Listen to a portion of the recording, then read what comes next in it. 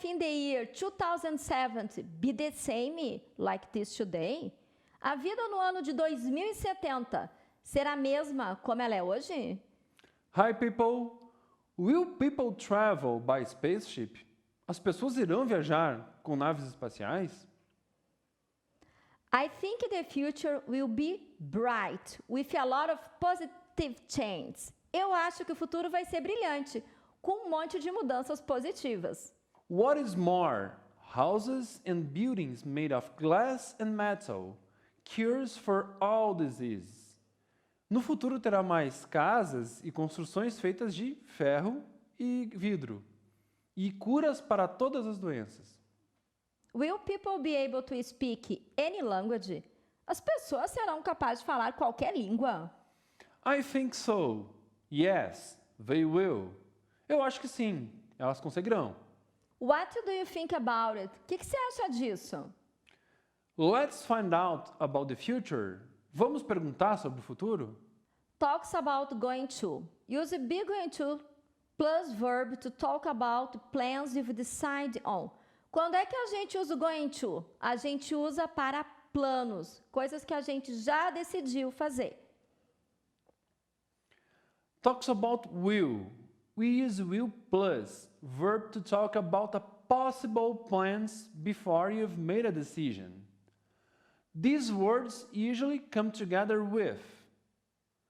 Nós usamos a expressão will junto com o verbo para falar sobre possibilidades, planos possíveis de serem realizados antes que nós tenhamos tomado a decisão definitiva. Essas palavras geralmente vêm junto com maybe, probably, perhaps, guess and think. On Sunday, I will travel to London. No domingo, eu viajarei para Londres. Isso eu estou pensando em fazer. Eu não decidi ainda. É uma ideia.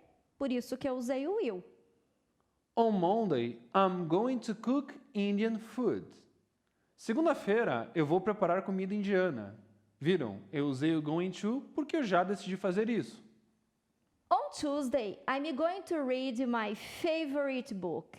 Na terça, eu lerei o meu livro favorito. Então, eu já planejei, pessoal. And I will order a pizza. E eu provavelmente vou pedir uma pizza. Now, think about you. Agora, pensa em você.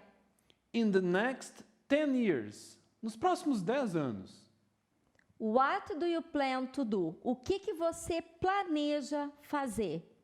what are your predictions for the future? Quais são suas previsões para o futuro?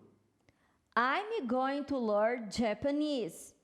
Eu tenho como plano aprender a falar japonês. I will buy a beach house. Eu comprarei uma casa na praia. Bye bye, folks. Bye bye, guys. See you soon.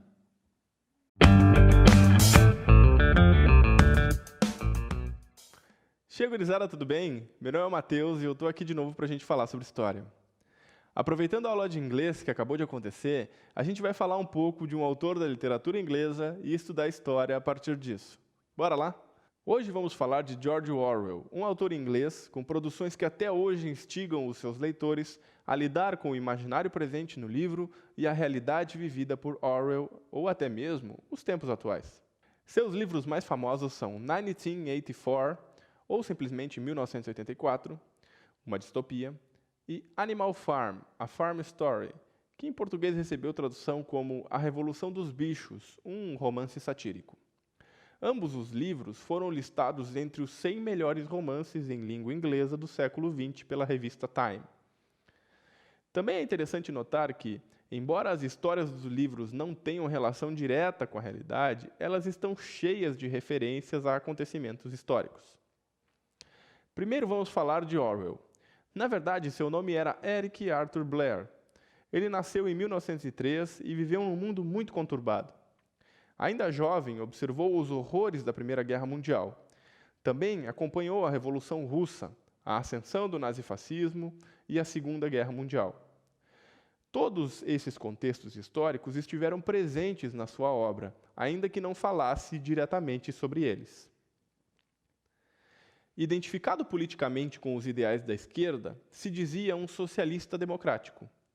Sua obra pode ser caracterizada como possuindo uma profunda consciência das injustiças sociais e grande oposição ao totalitarismo.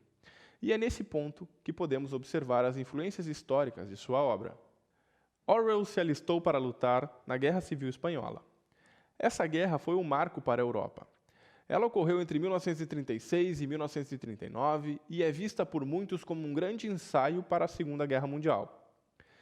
Após um contexto conturbado com o fim da monarquia na Espanha, a República acabou sob o comando de setores da esquerda democrática, os chamados republicanos. Os movimentos conservadores se organizaram para dar um golpe e tomar o poder.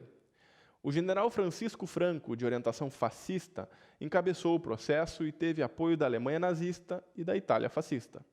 Os republicanos tiveram apoio internacional de brigadas de voluntários que recebiam entusiastas socialistas, comunistas ou simplesmente pessoas que eram contra o fascismo de todo o mundo. Vários intelectuais se alistaram para lutar pelos republicanos, entre eles Orwell, Ernest Hemingway, Saint-Exupéry, entre outros. Os republicanos também tiveram apoio da União Soviética, mas esse tema é controverso.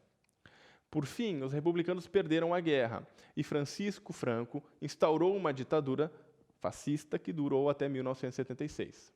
A derrota dos republicanos em 1939 foi atribuída à falta de apoio por parte de Stalin e da União Soviética, pois contradições internas dos diversos movimentos da esquerda espanhola não conseguiram estabelecer um acordo. Stalin não teria se interessado em se envolver no conflito para não prejudicar a sua imagem perante as nações democráticas da Europa, embora na prática tenha se envolvido e perseguido lideranças de esquerda que fossem contrárias às suas ordens. George Orwell observou essas contradições e decidiu escrever o seu livro A Revolução dos Bichos. Nessa história, os animais de uma fazenda se revoltam e expulsam os humanos que os oprimiam, passando a viver num regime de igualdade. Mas aos poucos, alguns animais se tornam mais iguais que os outros e passam a se corromper pelo poder, tornando-se tão perversos quanto os seres humanos. Toda a história é uma sátira ao processo revolucionário soviético e ao governo de Stalin. Isso porque, após a Revolução Russa, Stalin instaurou uma ditadura totalitária na União Soviética, perseguindo opositores e antigos revolucionários que não concordavam com seu governo.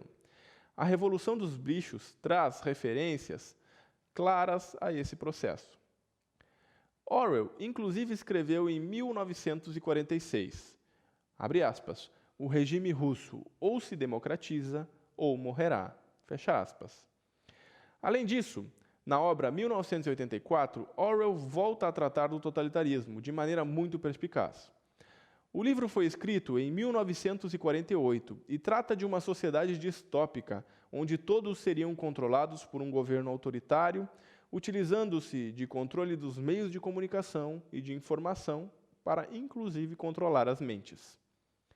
Orwell imaginou uma ditadura num mundo em guerra, onde as telas controlavam aquilo que as pessoas recebiam de informação ao mesmo tempo em que eram observadas. É nesse livro que surge pela primeira vez o termo Big Brother, que traduzido significa o grande irmão. O grande irmão estava sempre de olhos em todos, controlando a sociedade para garantir o poder a um partido. Alguns críticos afirmam que Orwell se decepcionou com o socialismo e escreveu essas obras como uma crítica a essas visões de mundo. O próprio autor discordou. Afirmou em carta a um membro de um sindicato norte-americano em junho de 1949 que seu romance não era um ataque ao socialismo, mas uma amostra das perversões que já haviam sido realizadas pelo comunismo e pelo fascismo. Também expressou que o totalitarismo deve ser combatido a qualquer custo, pois, caso contrário, poderia triunfar em qualquer lugar do mundo, inclusive na Inglaterra. George Orwell faleceu em 1950 de tuberculose, mas sua obra influenciou diversas outras produções ao longo do tempo, e algumas das narrativas criadas no imaginário dos seus livros parecem ter relação com a realidade que vivemos atualmente. Afinal, será que na sociedade contemporânea, repleta de câmeras e com a internet que capta todo tipo de informação, com as redes sociais onde registramos interesses, ações, compras, opções culturais, políticas, ideológicas, será que nessa sociedade não estaríamos nós também sob a influência de um grande Big Brother? A importância de temáticas como o direito à privacidade, com o advento das tecnologias, parece manter a obra de Orwell viva, e sua visão de como esses mecanismos podem ser usados contra a democracia em benefício de governos totalitários serve para nos mantermos vigilantes. Bom, pessoal, por fim indicaria que vocês lessem essas obras, tanto 1984 como A Revolução dos Bichos. 1984 será um livro que deverá estar em domínio público aqui no Brasil a partir de janeiro de 2021. Por hoje é isso. Espero ter conseguido fazer vocês percorrerem esses caminhos entre literatura e história, imaginário e real. Foi um prazer ter a tua companhia e até a próxima aula. Um abração.